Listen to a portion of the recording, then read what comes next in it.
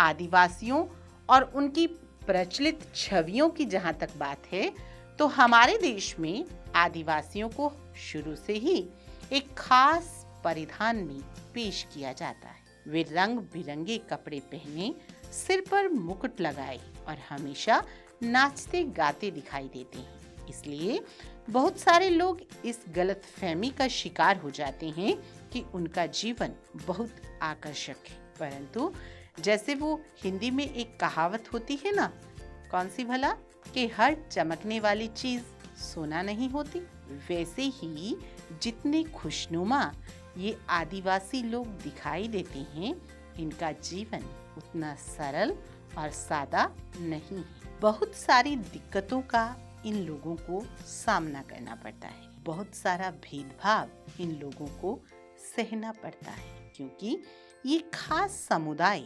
समाज की मुख्य विचारधारा से थोड़े अलग होते हैं। आइए अब जानते हैं आदिवासी और उनके विकास के बारे में। प्रिय बच्चों, आपने इतिहास की अपनी पाठ्य पुस्तक में पढ़ा है कि भारत में तमाम साम्राज्यों और सभ्यताओं के विकास में जंगलों का बहुत गहरा महत्व रहा है। खनिजों की बात हो, चाहे जड़ी बूटियों की बात हो, अर्थात लोहा, सोना, चांदी, तांबा, कोयला और हीरा अक्सर हमें इन्हीं इलाकों से खनन के बाद प्राप्त होते हैं।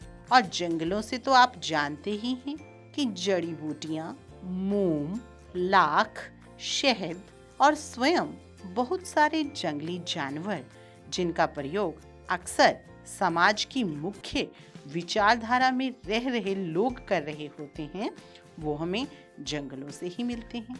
और अगर साइंटिफिक तरीके से देखा जाए तो जंगल वर्षा लाने में भी सहायक हैं, ये भी आप अच्छे से जानते हैं। ये जंगल हमारी हवा और पानी की गुणवत्ता को भी गहरे तौर पर प्रभावित करते हैं। 19वीं सदी के आखिर तक हमारे देश का एक बड़ा हिस्सा जंगलों से ढका हुआ था और कम से कम 19वीं सदी के मध्य तक तो इन विशाल भूखंडों का आदिवासियों के पास जबरदस्त ज्ञान था। इन इलाकों में उनकी गहरी पैठ थी, उनका जंगलों पर पूरा नियंत्रण भी था।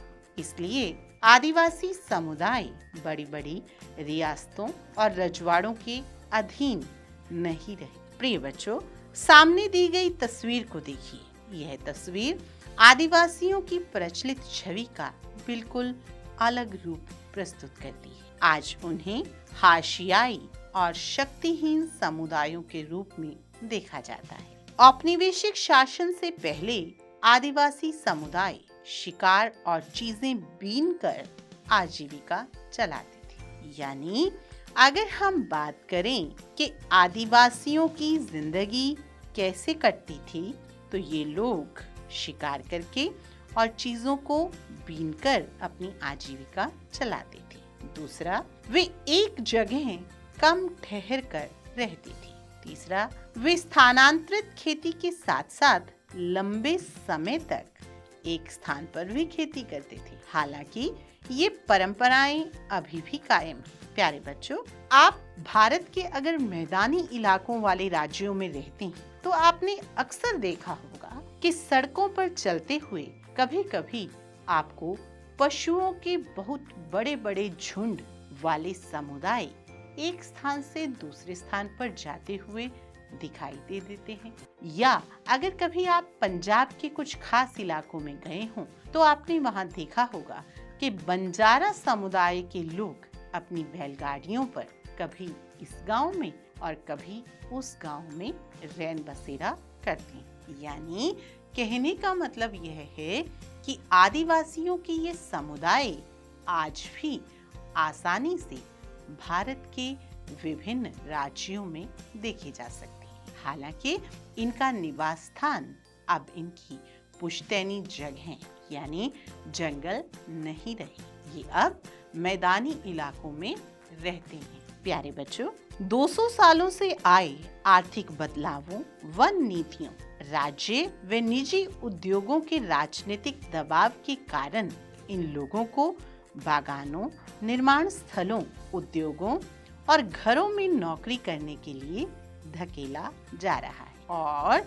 इतिहास में पहली बार ऐसा हो रहा है कि आज उनका वन क्षेत्रों पर ना तो कोई नियंत्रण है और ना ही उनकी सीधी पहुंच। प्रिय बच्चों, आइए अब कुछ ऐसी मांगों को सूचीबद्ध करते हैं जो अक्सर इस समुदाय की रहती। प्रिय बच्चों, ये समुदाय जंगलों में रहते हैं और सरकार अक्सर मकानों और रेलवे के निर्माण के लिए, इमारती लकड़ी के लिए इन जंगलों पर निर्भर करती है।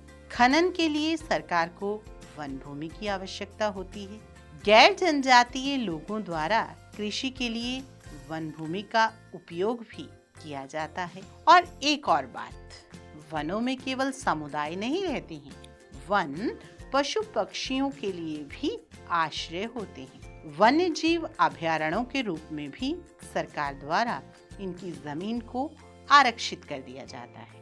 और प्रिय बच्चों, जिन मांगों की मैं बात कर रही थी, वो मांग यहीं से शुरू होती है कि इनके जो पुश्तैनी जंगल हैं, उनका लगातार दोहन ना किया जाए, क्योंकि लगातार जंगलों का दोहन, चाहे वह किसी भी उद्देश्य को लेकर हो रहा हो, इनकी निजी जिंदगी को बहुत अधिक प्रभावित करता है। प्यारे बच्चों, आपने एक शब्द सुना होगा, शब्द है विस्थापित।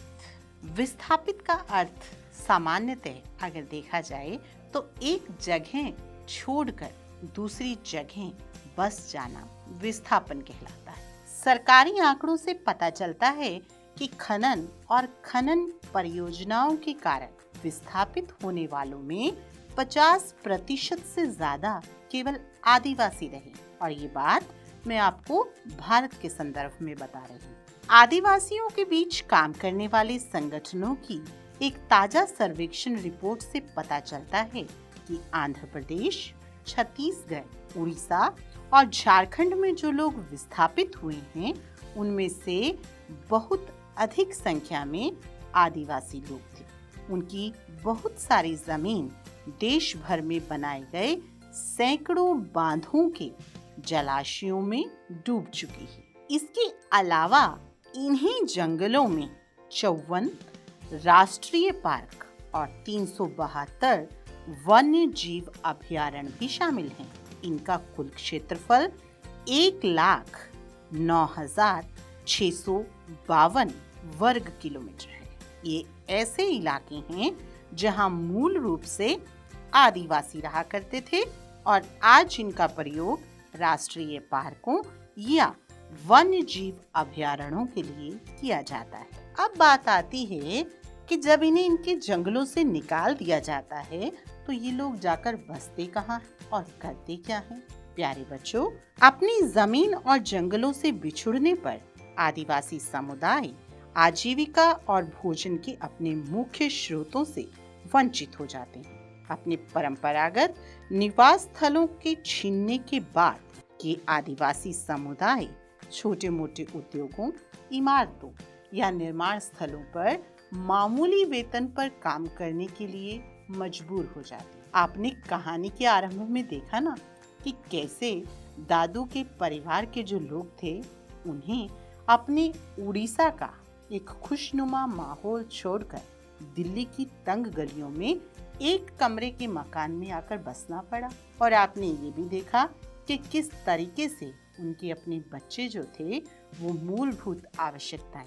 प्रिय बच्चों, बच्चों के लिए मूलभूत आवश्यकता क्या होती है? शिक्षा। आपने देखा कि कैसे सोमा जब शिक्षा ग्रहण करने के लिए स्कूल जाती है तो किस तरह से वो अन्य बच्चों से पिछड़ जाती है। प्रिय बच्चों, कभी कभी आदिवासियों की जमीन को कुछ औद्योगिक क्षेत्र बसाने के लिए भी उजाड़ दिया जाता है। और ऐसी स्थिति में अगर उनके सार्वजनिक जो जगहें हैं, जैसे शमशान भूमि, मंदिर, कुएं, तालाब आदि, उनको भी सरकार अपने कब्जे में ले लेती है।